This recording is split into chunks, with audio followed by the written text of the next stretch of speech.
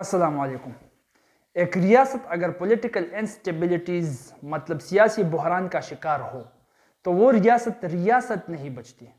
وہاں پر مسائل کم نہیں بلکہ الٹا بڑھتے جاتے ہیں۔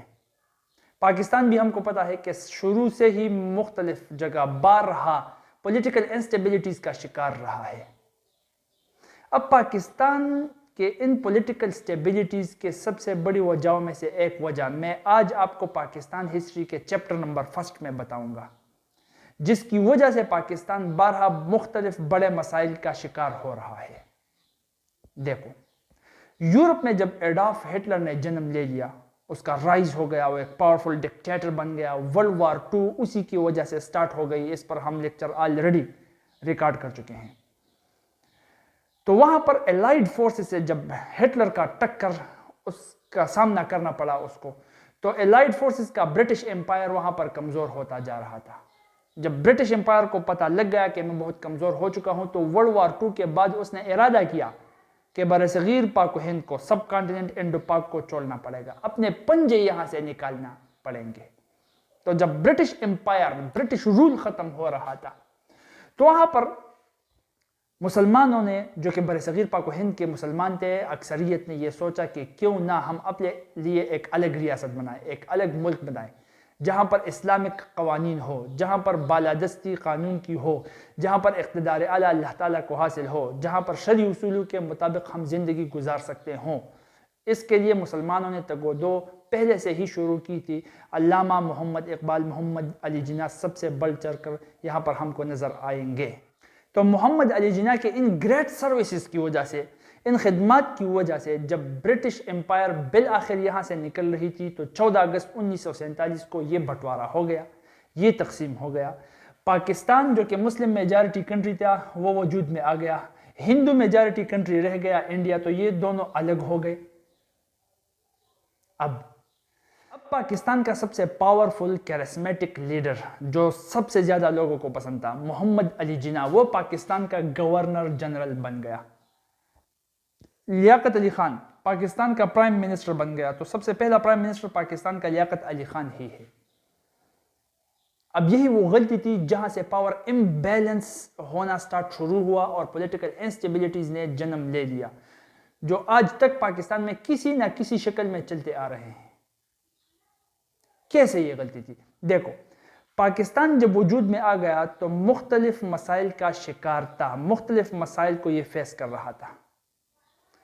ایڈمنسٹریٹو سٹرکچر پاکستان کا نہیں تھا۔ ظاہر سی بات ہے، تر و تازہ ملک وجود میں سر آ گیا تو ایڈمنسٹریٹو سٹرکچر کہاں سے آتا؟ نہیں تھا، اور چاہیے تھا، بہت زیادہ ضروری تھا۔ ایک ریاست کو چلانے کے لیے ایڈمنسٹریٹو سٹرکچر حد سے زیادہ ضروری ہوتی ہے۔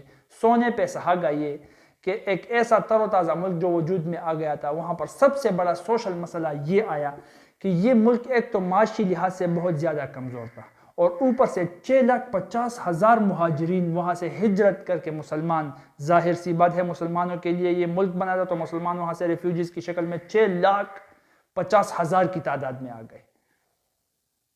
خون بھی بہت بہا، سکھ اور ہندو اور مسلمانوں کے بیچ جو لڑائیاں ہوئی تو بہت زیادہ خون بھی بہا۔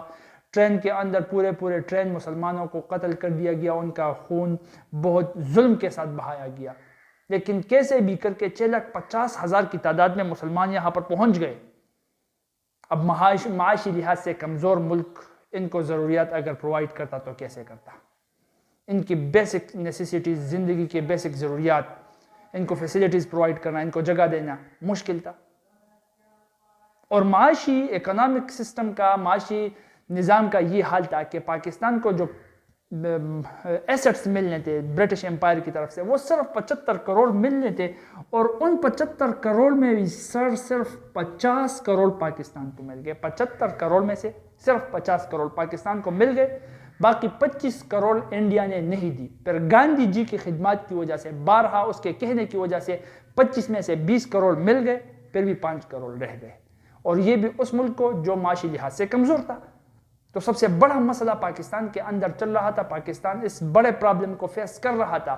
پھر اس کے اوپر پور انفراسٹرکچر تھا، پاکستان کے ساتھ کوئی انفراسٹرکچر اچھا نہیں تھا، انڈسٹریل سسٹم ویک تھا، اور جو انڈسٹریز تھی وہ ساری جو بچی کچھ انڈسٹریز تھی وہ بھی ساری مشرقی پاکستان مطلب بنگال میں تھی. جو 1971 میں سپریٹ ہو گیا وہ ایک دوسرا تھنڈر اسٹارم پاکستان پر گرا تھا جو ہم آگے اس لیکچرز میں ایکسپلین کریں گے.